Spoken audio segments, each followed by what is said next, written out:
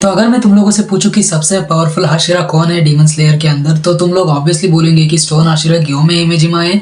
और तो और कुछ लोग ये भी बोलेंगे कि क्यूजरो रेनगोकू जो कि फ्लेम हाशिरा है वो है। पर क्या ये सच है या फिर मिथ है? चलिए जानते हैं। और इस वीडियो में मैं सब हाशिरास को रैंक किया हुआ हूँ वीकेस्ट टू स्ट्रॉन्गेस्ट, तो वीडियो को एंड तक जरूर देखना। Let's start.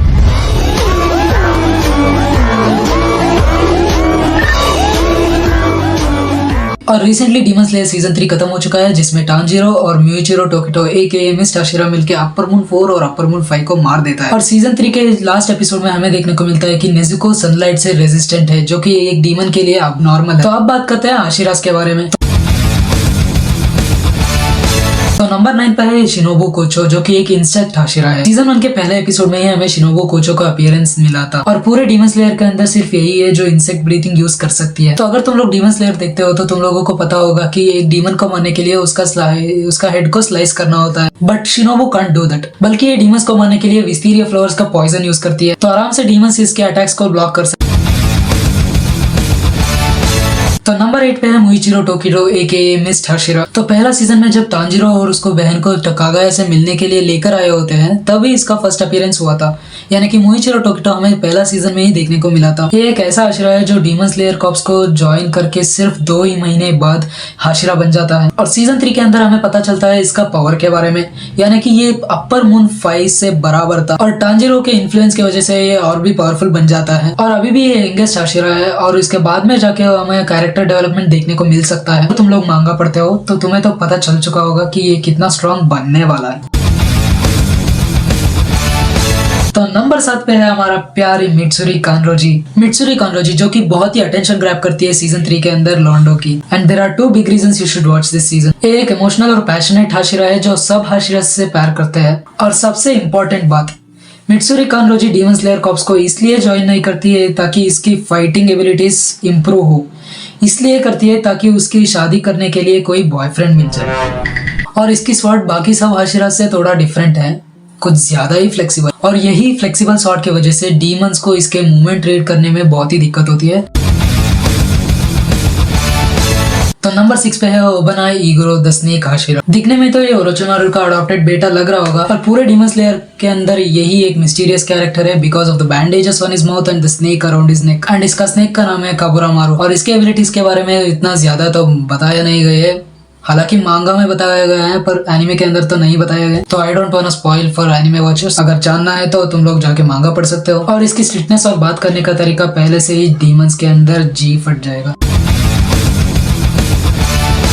तो नंबर 5 पर है टेंगेन यूजुई एके साउंड हाशिरा, जिसको तुम लोग सीजन 2 के अंदर देखे ही होंगे। जैसे कि नारुतो के अंदर मीनाटो सबसे फास्टेस्ट है, ऐसे ही डीमन स्लेयर के अंदर टेंगेन यूजुई बहुत ही फास्ट है, मतलब कि स्पीड ऑफ लाइट पार कर सकता है। और इसका स्वॉर्ड टेक्निक कुछ यूनिक है, क्योंकि ये 2 नॉनचोकू क्लीवर्स को एक ही साथ में चला सकता है, चाहे वो कितने भी बड़े हो। जैसे कि नारुतो के अंदर काकाशी किसी से भी नहीं डरता था, चाहे वो उससे भी स्ट्रांग हो, ऐसा ही टेंगेन यूजुई किसी से भी नहीं डरता है, वो फियरलेस है। सीजन 2 के फाइनल एपिसोड में डाकी एंड ग्यूटरो को डिफीट करने के बाद कुछ फेटल इंजरीज की वजह से वो हाशिरा जॉब को रिजाइन कर देता है। तो नंबर 4 पर है सानेमी शिनाजुगावा एके विंड हाशिरा। डीमन स्लेयर के अंदर फास्टेस्ट कैरेक्टर्स में से एक ये भी है, और इसका फिजिकल प्रोग्रेस कुछ अलग ही लेवल पर है। इसके साथ उसका हॉट हेडेड नेचर इसको और भी स्ट्रॉन्ग बनाता है। हमें ये तब पता चलता है जब टांजीरो इसको हेडबट देता है। जब इसने एक अपर मून को मारा था तो कागया ओबायाशी, जो कि एक डीमन स्लेयर कॉर्प्स का लीडर है, उसने इसको हाशिरा का टाइटल दिया था।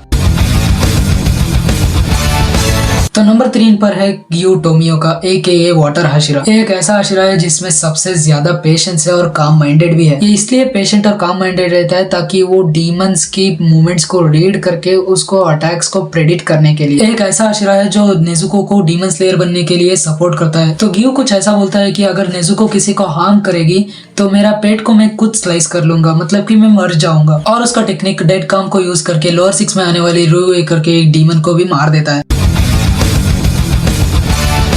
तो नंबर 2 पर है हम सबका favourite and most loved character in the Demon Slayer, flame Hashira Kyojuro Rengoku. Mugen train arc का मेन हाशिरा, जिसने हर पैसेंजर को बचा लेता है उसको टैक्टिक्स को यूज करके। इसके स्ट्रेंथ हमें मुगेन ट्रेन आर्क के अंदर देखने को मिला था, जहां पर ये अकेला अपर 3 को होल्ड कर लेता है, वो भी सुबह तक। पर फिर भी Akaza stabbed right into Rengoku's heart and escaped before dawn. Upper moon 3 यानी कि अकाजा खुद इसे प्रेज करता है कि तू स्ट्रांग है पर तेरा फुल पोटेंशियल अभी भी अनलॉक नहीं हुआ है।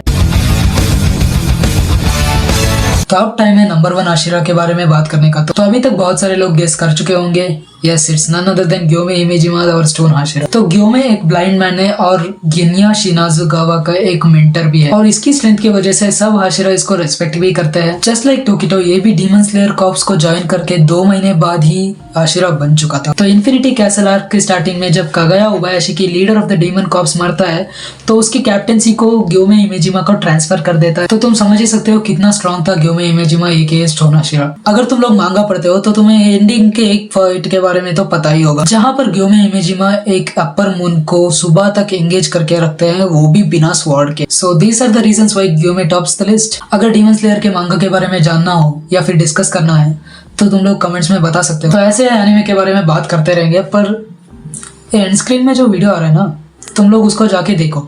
यहाँ पर कुछ स्क्रिप्ट बनाया है मैंने जहाँ पर डेंजी नारुतो के अंदर आता है, तो तुम लोग जाके देख लो। कैसा लगा कमेंट्स में बताओ।